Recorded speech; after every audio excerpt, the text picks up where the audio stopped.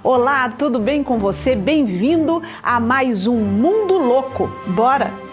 Os hormônios são maestros nas nossas vidas. Nossos hormônios são poderosas moléculas sinalizadoras que são produzidas pelas glândulas endócrinas. Os hormônios viajam pela corrente sanguínea para encontrar e entregar mensagens às células e aos órgãos. Eles influenciam tudo, absolutamente tudo, desde o metabolismo e o crescimento até o humor e o nosso comportamento. Será que nós, os divinos seres humanos, não passamos de máquinas biológicas? O que você acha?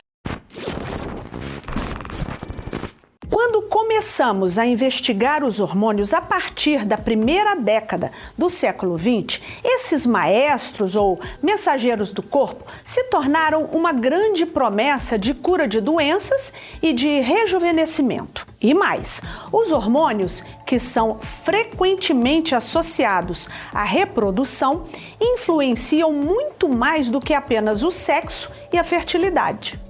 O que eu vou te dizer agora é muito importante. Preste bastante atenção. Os hormônios interferem nos nossos níveis de energia, padrões de sono, na nossa resposta ao estresse, no sistema imunológico e até mesmo em nossos traços de personalidade. Você sabia disso? Traços de personalidade, é isso mesmo que você acabou de ouvir. Os hormônios são verdadeiros ditadores, são os próprios que determinam quem somos e como nós interagimos com o mundo ao nosso redor. Mas chegou o momento em que o jogo começou a virar. O poder de controlar os hormônios revolucionou a medicina, aumentou a qualidade de vida de pessoas na menopausa, permitiu um melhor planejamento familiar com o uso dos anticoncepcionais e possibilitou o tratamento de doenças como diabetes.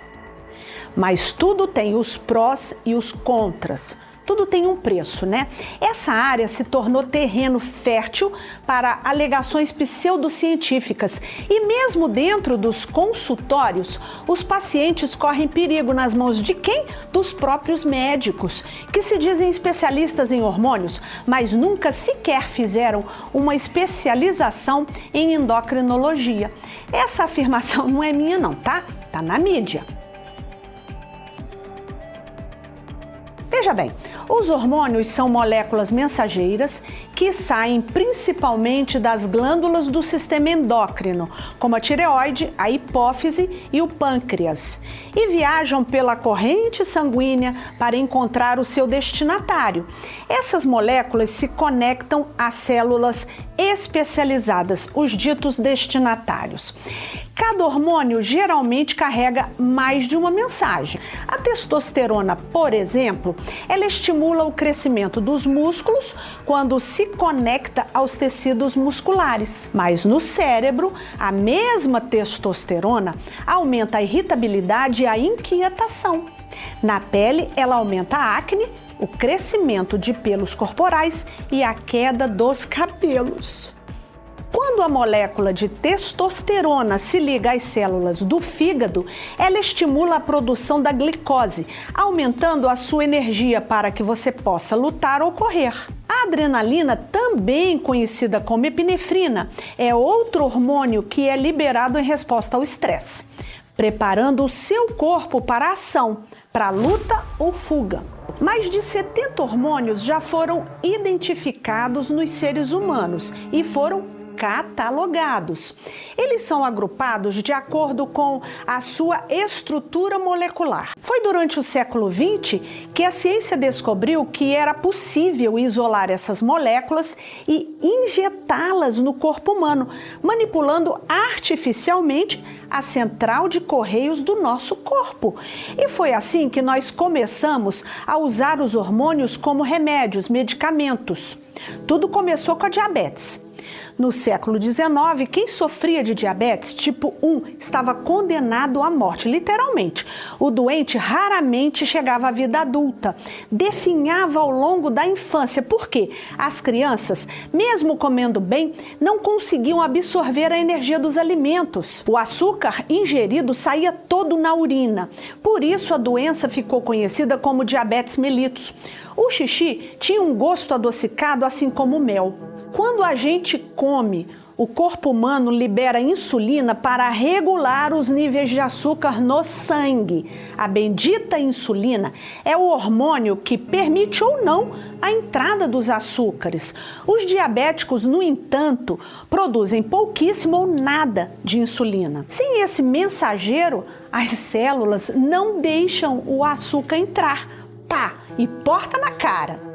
Em 1923, um médico resolveu o problema e até ganhou o Prêmio Nobel de Medicina pelo seu grande feito. Frederick Banting descobriu uma maneira de extrair insulina do pâncreas de um cachorro saudável. E então injetou o hormônio em diabéticos. O experimento foi o quê? Um sucesso. Isso porque alguns experimentos anteriores haviam descoberto que os cães sem pâncreas desenvolviam a diabetes. Ora, logo chegou-se à conclusão que o pâncreas, ele produzia alguma coisa que faltava aos humanos diabéticos. Ponto para nós. A mente humana é realmente sensacional, não é mesmo? A insulina foi por muito tempo extraída do pâncreas dos animais, mas hoje em dia o hormônio é produzido em laboratório por bactérias geneticamente modificadas. O tratamento do diabetes foi um divisor de águas, foi a primeira aplicação clínica séria da endocrinologia. Mas as investigações continuaram e, com o passar dos anos, a ciência descobriu que os receptores de hormônios não são nada exclusivistas, muito pelo contrário. As células do nosso corpo se conectam de bom grado aos hormônios que são produzidos no próprio corpo e também aqueles que se parecem com os originais. Seriam hormônios fakes? As moléculas sintéticas, que são análogas aos hormônios produzidos pelo corpo, foram responsáveis pelo avanço dos métodos contraceptivos. A primeira pílula anticoncepcional, desenvolvida em 1960, usou moléculas sintéticas análogas à progesterona, que impediam a ovulação e, por consequência, a gravidez. Mais uma vez, lá estão os hormônios como protagonistas de uma revolução na medicina e na sociedade.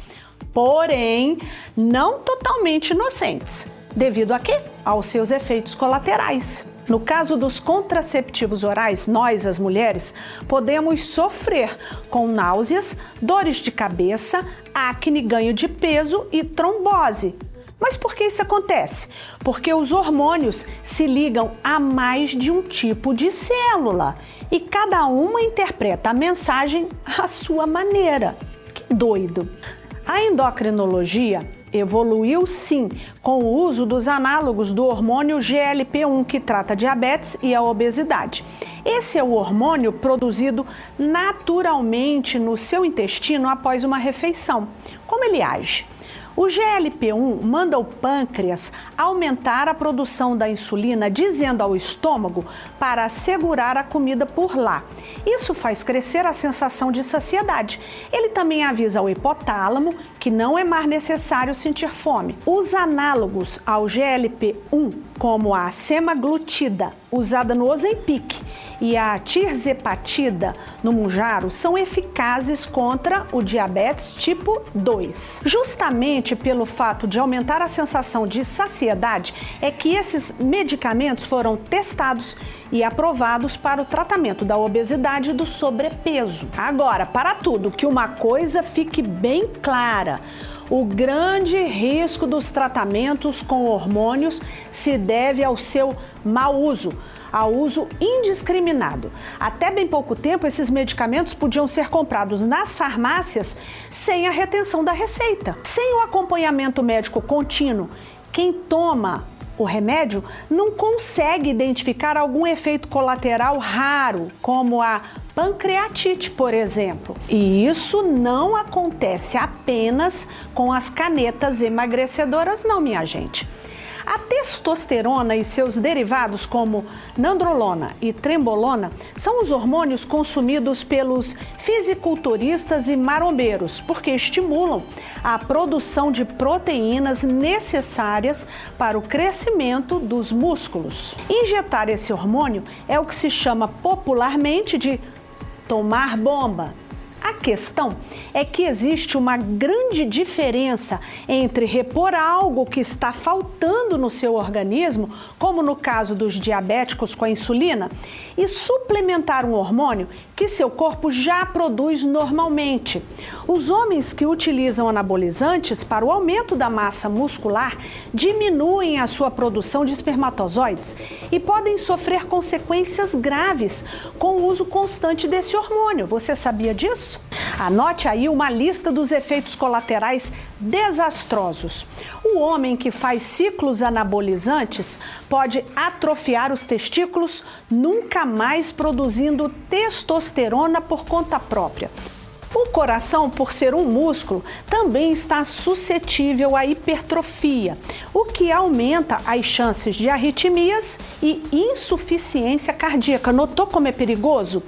Os esteroides sexuais também aumentam a produção de glóbulos vermelhos, espessando o sangue e gerando risco de trombose. Existe um único caso de indicação de testosterona em homens, segundo as diretrizes de entidades médicas. É quando o paciente não produz os níveis adequados desse hormônio naturalmente. É uma condição chamada hipogonadismo. Os sintomas incluem disfunção erétil, perda de massa óssea e muscular e a diminuição no crescimento dos pelos. Nesse caso, o paciente pode sim fazer uma reposição de testosterona, com dosagens controladas e acompanhamento médico. A quantidade considerada normal em homens é de 300 a 1.000 nanogramas de testosterona por decilitro, o que pode variar bastante dependendo da idade e da composição corporal do indivíduo. Outro caso legítimo de reposição hormonal é em mulheres na menopausa.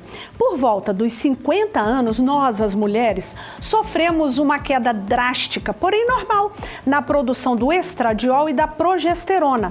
Essa fase começa com a última menstruação e geralmente vem acompanhada de sintomas como as ondas de calor e insônia. Vou mostrar para vocês agora um caso real do mau uso dos hormônios sintéticos. Karina Porto chegou ao ginecologista com uma queixa de infecção urinária recorrente. O médico aí recomendou que ela fizesse uma modulação hormonal. Nome bonito, né? Pois estaria com os hormônios baixos. Ela, no fim das contas, fez um implante hormonal, o chip da beleza. Veja o que a Karina falou nesse podcast.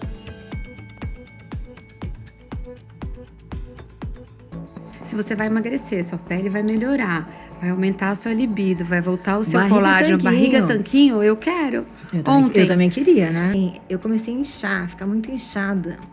Assim, a olheira, assim, profunda. Foi uma coisa assim, foi surreal. Rápido?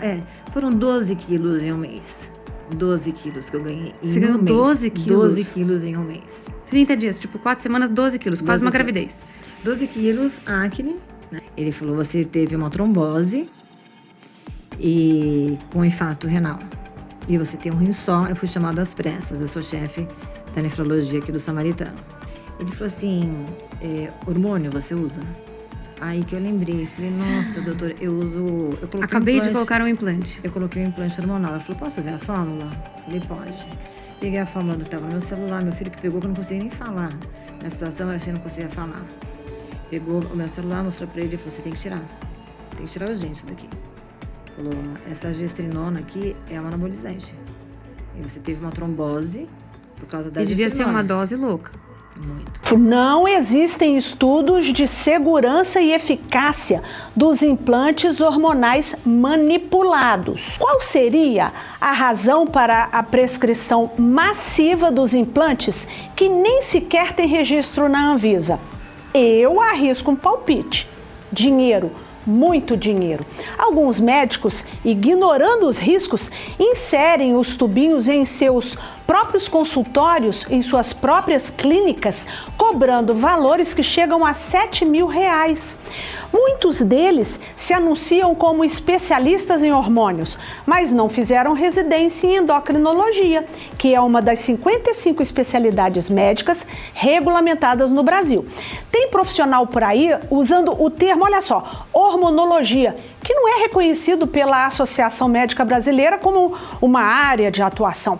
Isso tudo está na matéria de capa da revista Super Interessante de julho desse ano. Você aí faz ou já fez uso de hormônios sintéticos? Faz ou já fez reposição hormonal, homem ou mulher?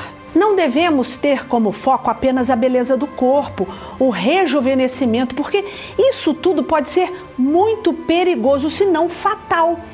E o Mundo Louco tem uma nobre missão: trazer conhecimento de qualidade para você.